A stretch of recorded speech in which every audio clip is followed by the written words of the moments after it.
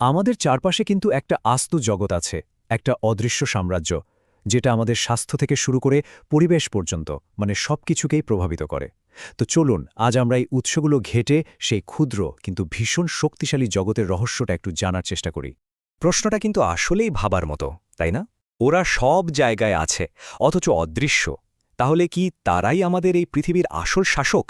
এমন এক জগৎ যা আমরা খালি চোখে দেখতেই পাই না, কিন্তু মনে হয় যেন সবকিছুই তাদের নিয়ন্ত্রণে। চলুন আজ এই ক্ষুদে জীবদের রহস্যটাই একটু খোলাসা করা যাক। তাহলে এই অণুজীব জিনিসটা আসলে কি? একদম সহজ করে বললে এরা হলো সেই সব জীব যারা এতটাই ছোট যে এদের দেখতে হলে একটা মাইক্রোস্কোপ বা অণুবীক্ষণ যন্ত্রের দরকার হয়।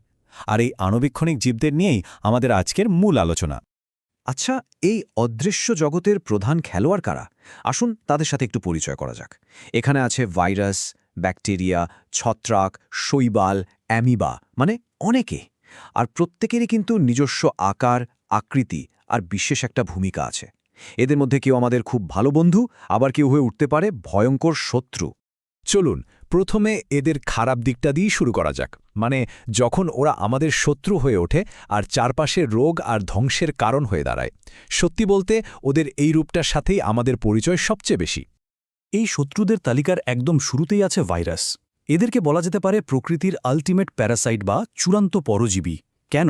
কারণ কোনো জীবন্ত কোষের বাইরে এরা একদম জড় পদার্থের মতো, কোনো প্রাণ নেই। কিন্তু যেই না কোনো জীবন্ত কোষ খুঁজে পায়, অমনি দ্রুত বংশবৃদ্ধি করে নিজেদের রাজত্ব তৈরি করে ফেলে। আর এর ফলাফল কি? আমাদের শরীরে মাম্পস, হাম বা ইনফ্লুয়েঞ্জার মতো চেনা সব রোগ। এখানেই শেষ না, উদ্ভিদ জগতেও কিন্তু ভাইরাস একই রকম বিপজ্জনক। যেমন ধরুন তামাক বা শিমের মোজাইক রোগ, এগুলো ভাইরাসেরই কীর্তি। ভাইরাসের পর এবার আসা যাক ব্যাকটেরিয়ার দিকে। এরা কিন্তু দেখতে নানা রকমের হয়।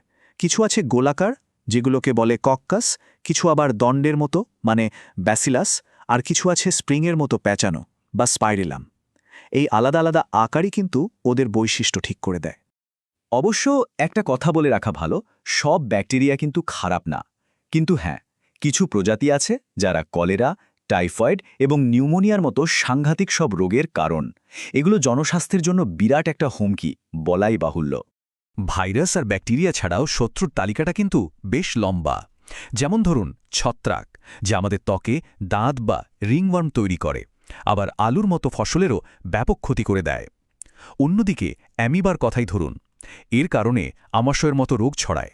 তো এত কিছু শোনার পর তো মনে হতেই পারে যে এই অণুজীবরা শুধুই ধ্বংসের কারণ, তাই না?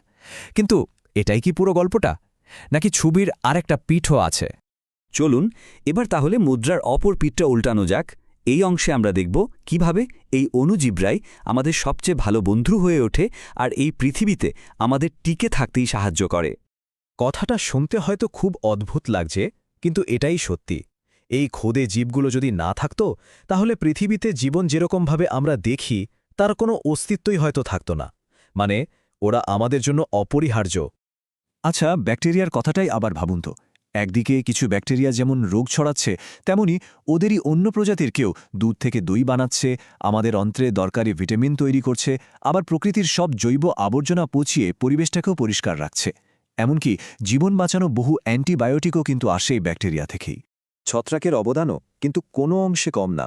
পেনিসিলিনের মতো যুগান্তকারী অ্যান্টিবায়োটিকটা জানেন তো একটা ছত্রাক থেকেই পাওয়া গিয়েছিল। আমরা যে নরম তুলতুলে পাউরুটি খাই, সেটাও তো ইস্ট নামের এক ধরনের ছত্রাকের জন্যই ফলে।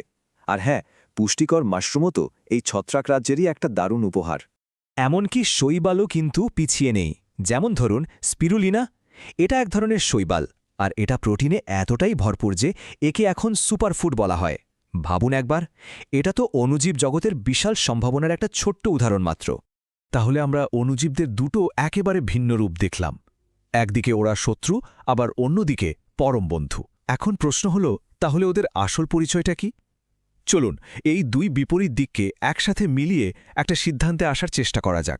একবার পাশাপাশি রেখে ভাবুন তো, একদিকে ওরা মানুষ, উদ্ভিদ আর পশু পাখির শরীরে রোগ তৈরি করছে, আবার অন্যদিকে তারাই অ্যান্টিবায়োটিকের মতো জীবনদায়ী ওষুধ বানাচ্ছে। একদিকে খাবার নষ্ট করছে, পচিয়ে দিচ্ছে, আবার অন্যদিকে দই, পাউরুটি বা মাশরুমের মতো মজাদার খাবারও তৈরি করছে। এটাই হলো অণুজীব জগতের দ্বৈত রূপ। সুতরাং শেষ পর্যন্ত ওদেরকে নায়ক বা খলনায়ক কোনোটাই হয়তো বলা ঠিক হবে না। ওরা আসলে এই জটিল প্রকৃতির আমাদের এই বাস্তুতন্ত্রের একটা অপরিহার্য অংশ।